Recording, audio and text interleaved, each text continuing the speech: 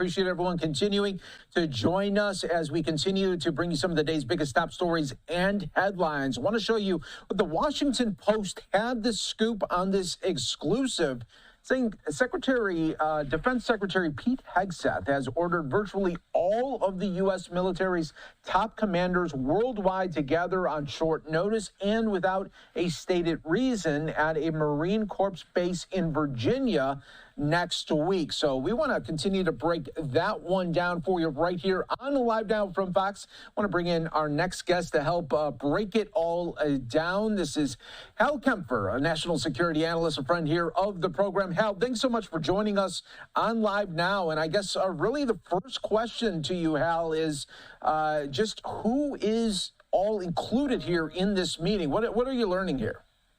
Well, Mike, it's interesting. There was a slight variance. First, it came out and said all general and flag officers worldwide.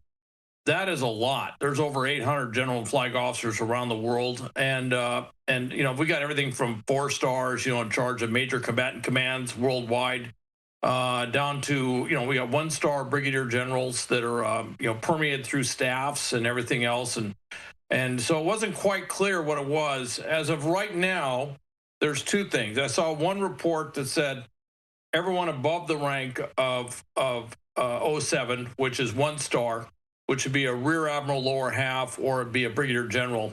And then I heard that the brigadier generals and rear admirals lower halves might be included within that, but there seemed to be an exclusion for staff officers.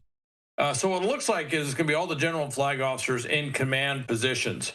Now, I have a feeling we're going to see some more maybe expansive guidance on this, because, for example, if you have a carrier task force overseas, you would have a 1-star admiral would be in charge of that. I'm kind of skeptical that they'd want to redeploy all these admirals that are in 4 deployed positions in charge of in sensitive parts of the world doing that. So but it's going to be huge. 800 generals and flag officers ascending on Marine Corps base Quantico. That's a base I've been stationed at. Let's just say my history with that base goes back a very, very long way, and that's also where FBI Academy is, and that's also where famous NCIS that has all the TV shows. That's where their headquarters is as well, and it's a big base. But with that many flag officers, and they said they're going to bring the normal assembly of people they have. Well, every general flag officer has at least 1 or more aides. They have, they'll have, in many cases, personal security details, depending on who they are. They'll have a senior enlisted advisor coming in. So when you're talking about that, you can start multiplying that in terms of the people around them by 4, 5, 6, whatever number of people. And then the question is, well, where do they all stay? You can say, well, they could all stay on base. There's not enough distinguished visitor quarters in Quantico or Northern Virginia to basically help, basically to deal with this. So you're going to see a lot of them staying at hotels in the area, and then they're going to have to work out all the security arrangements. And of course, for anybody out there who's a terrorist and wants to do a big strike, they're going to be looking at this as well, which the FBI is fully aware of, and as is everybody else, and any other threats that could come. So you can imagine, this is, if you thought that what happened at Charlie Kirk's memorial service was a big security event, you can imagine what this is going to look like. Even though it's on a Marine Corps base, in a very secure facility, everybody's got to get to and from the facility. And then the question is, what are they going to do when they get there? Yeah, no doubt about that. And Hal, so the position from the White House is saying, why is the media so interested in this and saying it's not that big of a deal? I want to show everyone the response from inside the Oval Office when President Trump was questioned on this, as well as the vice president. Let's show that, and then we'll get your reaction right here on Live Now. Secretary Hegseth is inviting military leaders from all around the country on Tuesday. Will you also be there? From all around the country to what? To Virginia. He's inviting the generals and admirals to Virginia for a big meeting. Well, I know. I love it. I mean, I think it's great. Let them be friendly. Let them be friendly with the generals and admirals from all over the world. Why? Is there something? No, but is there something wrong with it? And what is it about? Will you be there personally as well? And what is it about? Well, I'll be there if they want me, but why is that such a big deal? I mean, the fact that we're getting along with the generals and admirals from all. Remember, I'm the president of peace. It's good to get along. It's good. You act like this is a bad thing. Isn't it nice that people are coming from all over the world to be with us? It's not particularly unusual that generals who report to the Secretary of War and then to the President of the United States are coming to speak with the Secretary of War. It's actually not unusual at all, and I think it's odd that you guys have made it into such a big story. All right, Hal Kemper, what is your reaction to that? The White House saying, you know, why are you so interested in this? It's good that we're doing peace and want everyone to get along.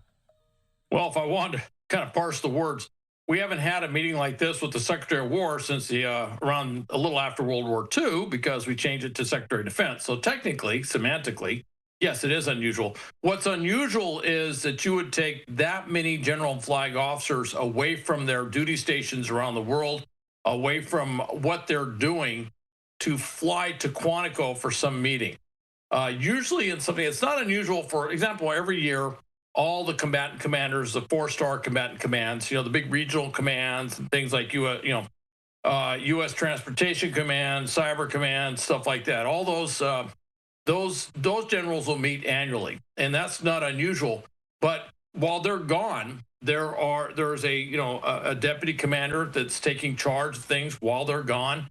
And having served in combatant commands, having served at what the Army would call corps level commands, or for the Marine Corps MEF level commands, 3-star commands, along with 2-star commands and a plethora of 1-star commands, that usually when the big boss is gone, you make sure that not everybody's there, that you have a certain, if the boss is gone, that the 4-star is gone, the 3-star is there, or at least a 2-star is there, that can, quote, answer the mail, if you will, while they're gone, and make decisions and do those things that have to be done.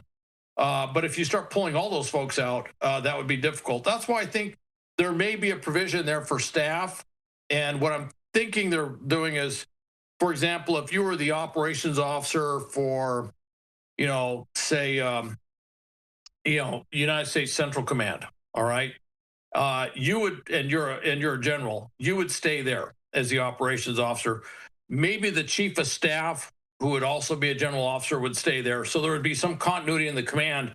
If, for example, while they're all gone in Quantico, if something were to happen within their area of responsibility, or something were to happen globally, there would be people there of sufficient rank status to basically move forward and keep things going. I mean, every command is going to find a way to keep things going, but you definitely want a few general and flag officers around. So I think they're going to try and do that. But this is big. I honestly, I can't recall, and maybe somebody out there, a historian, will correct me, I can't recall anything quite like this. And I certainly can't recall anything quite like this that happened in such short order, saying, hey, you're going to be back here next week. And I don't know what it is. You wouldn't do, it seems less likely that they're bringing him back for a meet and greet, let's all be friendly and get to know each other sort of thing. Although, it is on record, Secretary Hegseth has talked about reducing 4-star generals by 20%, okay? And he's talked about reduction in general flag officer ranks across the board of significant numbers. That could be part of what they're going to talk about. But I have a feeling there's probably something a little bit more urgent that they want to talk about. Although I will tell you that within the military, because of that thing about reducing general officers and flag general officers, there's a kind of a running narrative. They said it's going to be Squid Games for generals. All right, well, that's kind of amusing to say that, but it's not going to be Squid Games for generals. But it could be something where he wants to personally evaluate every general and admiral out there to figure out, who he wants to keep. I mean, this may be, if he's making massive reductions, he may want to develop a personal rapport with all these generals and admirals to figure out who he actually wants to hold on to. I wouldn't rule that out. That's so interesting. And Hal, if you had to, I guess, I mean, where would you lean that this could be possibly talking about? Is it Russia? Is it more the Gaza situation? Do you think it's causing alarm here within the ranks? If you're bringing them from all around the world, then it's got to be something with global import. And I think it may be that we're going to, it may be that there's discussion about the global threat situation, and probably, and this would I'm just guessing, that there might be some very, very sensitive intelligence that's being shared with all of them. that they're going to break them into working groups to work on specific problems with various what-if scenarios, which may be less about if and more about when. And so there could be a variety of different things. And I would be surprised. I'm sure Russia will be part of the discussion. I would be surprised if China isn't a big part of the discussion. But there could be other things out there. I have to tell you, I mean, you and I know this. We talk about this all the time, that there's just a lot of things going on in the world, and there's a lot of things going on in the world simultaneously. And it may be really just sitting down and saying, hey, look, I want to get together because we got to talk about what we're going to be doing over the next year to 2 years. You know, there's an assessment out there saying that China is looking at launching some major operation against Taiwan no later than 2027. You know, that's been floating around for a while. Well, 2027 is coming up.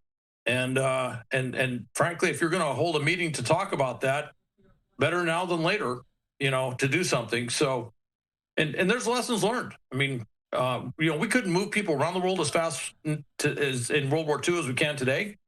But, you know, there were some real disconnects at the beginning of World War II with general officers.